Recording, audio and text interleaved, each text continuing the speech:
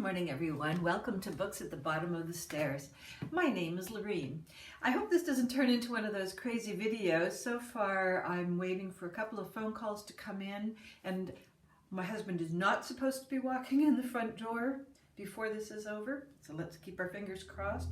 But the garbage truck has come and gone, so that's done. The clock has chimed, so that's done. The cat's in the basket, so that's done. I think we're good to go. It's been a bit of a challenging morning. We thought we would take the kids for a walk, but I'm sort of in another COVID lockdown-y thing because I was at the gym and came in contact with some unknown person, and so just, you know, monitoring for symptoms. And it just brought forward to me my usual panic about, are there enough books? You may have watched one of my last two videos where I culled through my to be read pile and took out everything that had to do with feeling guilty. It is upstairs in case of emergency, but they're not books that are going to give me a whole lot of joy. They're just books that are going to help me read. So last night, after Steve had gone to bed, I turned on one of the computers. I put up one of those little screens of a fire going with a little bit of howling wind in the background, and there was actually some rain coming in down the gutters and stuff. So it was kind of a stormy night. And then on the other computer, I went to the Halifax library system, and on my other side of me, I had my list of all the books I've been noticing from other booktubers. So that was kind of a crazy 30-40 minutes. I didn't actually count how many books I put on hold. So they could come in a rush, or they might come in dribs and drabs, but I thought, well, this is a good reason to go for walks. I'm allowed to go for walks, but what if the library closes? So it's okay with me if it comes all in a huge pile. So what am I going to talk to you about today? It's the end of nonfiction November for me. I'm sure that other people are still reading nonfiction, and I've been paying attention to see what's come up. There are a couple of books that have seemed to be popular quite a bit. I think one of them is H is for Hawk. A lot of people are reading, and another one is the Braiding Sweetgrass by Robin Kimmerman. I'm missing one of her names. She's a three-named person. There's been some interesting memoirs and some biographies and so on. I can't say that anything has really grabbed my attention in terms of, let me put that on my list for next year. I'm not really sure why that is. Oh, no, I'm telling a lie. Over on Book Olive, there was one fictional, well, okay, so what... It had to do with Robin Kimmerer's book on moss. There's a nonfiction book that she's paired with. I'm saying that backwards. The nonfiction book is the book on moss. The fiction book is a memoir of a naturalist.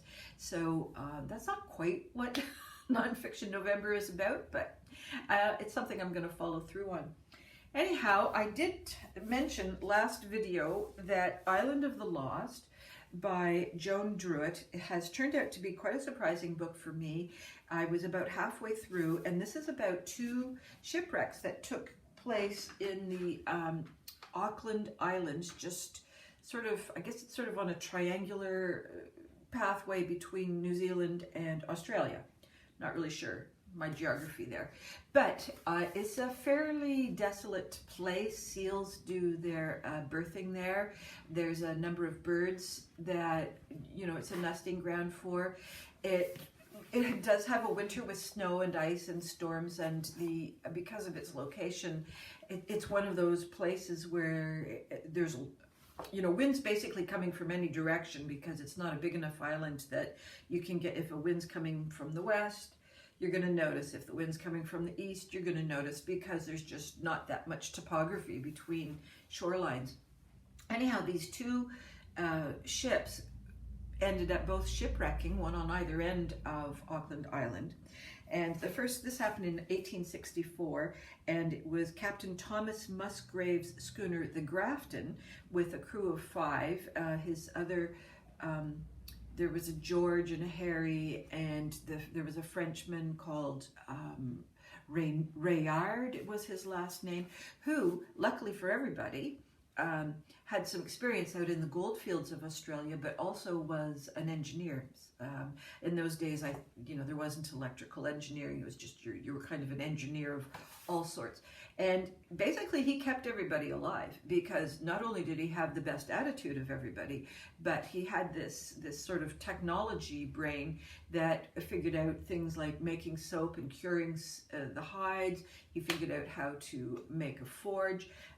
He was very instrumental in motivating the other crew members to put their talents to best use. And for both parties on either end, getting food was a constant battle because, of course, there wasn't any kind of preservation. So I was thinking about that. A seal to me, a baby pup, I guess, wouldn't be too big. Maybe about so. But an adult seal, depending on the breed, can get pretty big. And I guess, I was thinking, well, if you divide that up, that seems like, I don't know how much fat there is. Maybe the fat's not edible. I don't know how many innards there are. So how much relative meat there is on an adult seal, I'm not sure about. But it seemed to me a huge amount of hunting had to go into keeping them fed. And I guess it doesn't smoke too well or keep too well. Anyways, they had something called blowflies on this island, which I'm going to have to investigate because blowflies apparently just destroy everything. Your cloth, your meat. Well, of course, if they defecate in the water, that's a problem. But blowflies seem to be a real problem. And then there was another insect that's similar to our deer tick, but it had wings and was bigger, but it had that same kind of embedding propensity. And so these guys, God, it must have just been horrible. They didn't have mosquitoes, but really, I think those other insects more than made up for mosquitoes.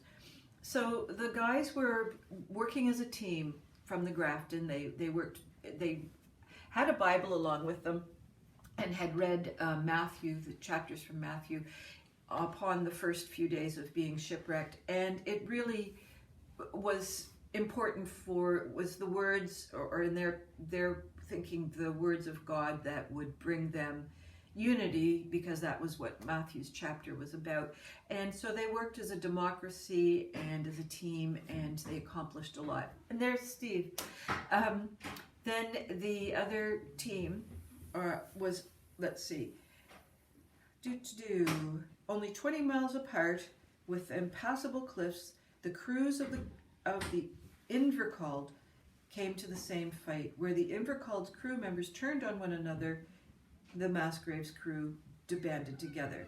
So basically that's what happened. I think there was, it was an iron-bound ship, so that was a different kind of vessel, and it just sank once it crashed. It kapow down to the bottom, whereas the Grafton was made of wood, and it came up onto the rocks, and they were able to salvage debris off of that boat. So that was a significant difference between the two groups. The other was that the Invercloud had a crew. I don't know what its starting crew was, but basically something like 19 men survived the crash, but within hours and then days and then weeks, the numbers just kept dropping off. And they had the most incredibly, I would say, I'm not even sure stubborn covers it. They just seemed unable to work together. I mean, they couldn't even partner up. I don't know. I gather one of the comments that was made was that the sailors didn't really know each other very well, being a larger crew, and they would each have their own distinct tasks and the hierarchy on board. So the crew never really gelled on board. So therefore, they never had an opportunity to gel on the crash site.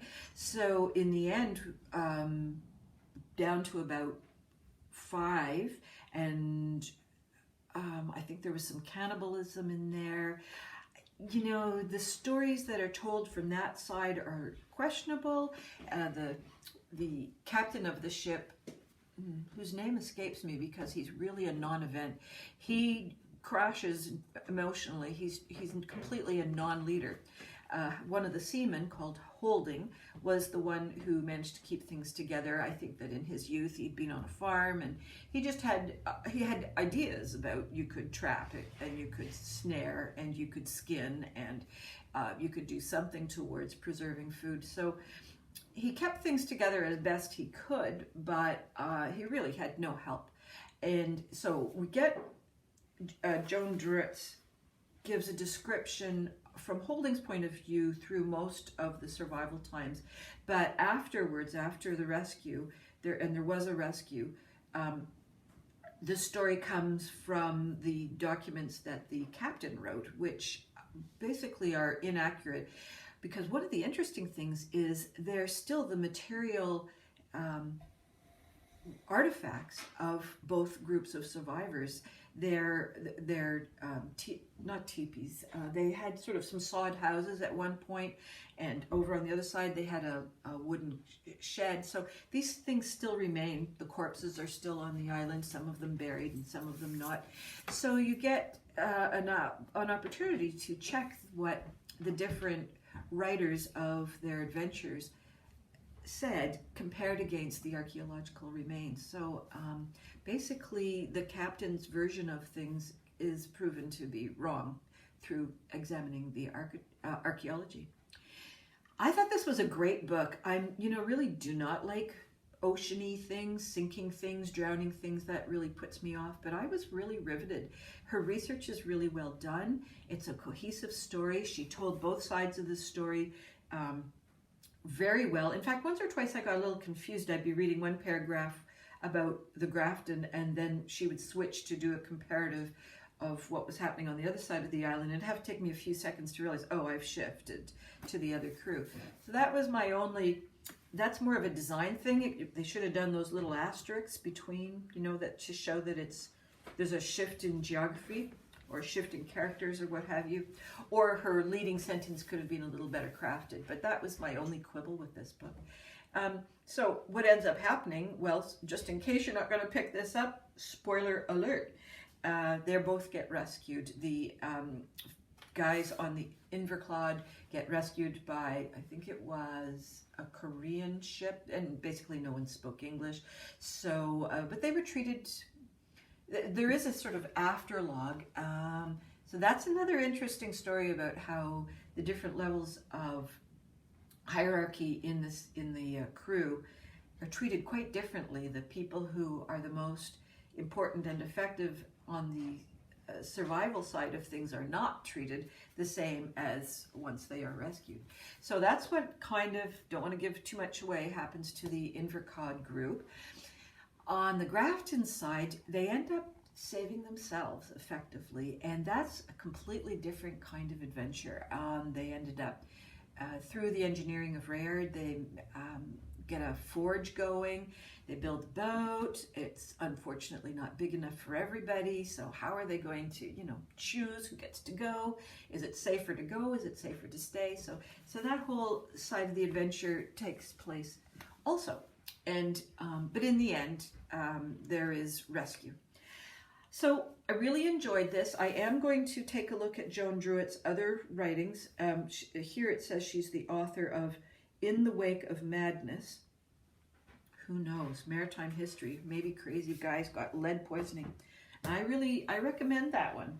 So just in time to be almost too late, I have been waiting for this book for almost 3 years, coming through my public library, The Pletsch Complete Guide to Fitting. So Great Clothes for Every Body, Fit Any Fashion Pattern, by Pati and Marta Alto. So they've got 3 books at the library, and I don't know how many holds, and it just took forever.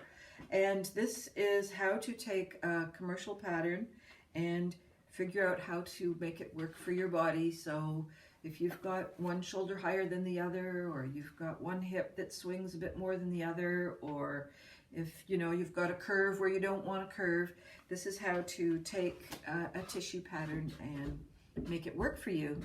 And so I'm really looking forward to this, because I do have a couple of ongoing.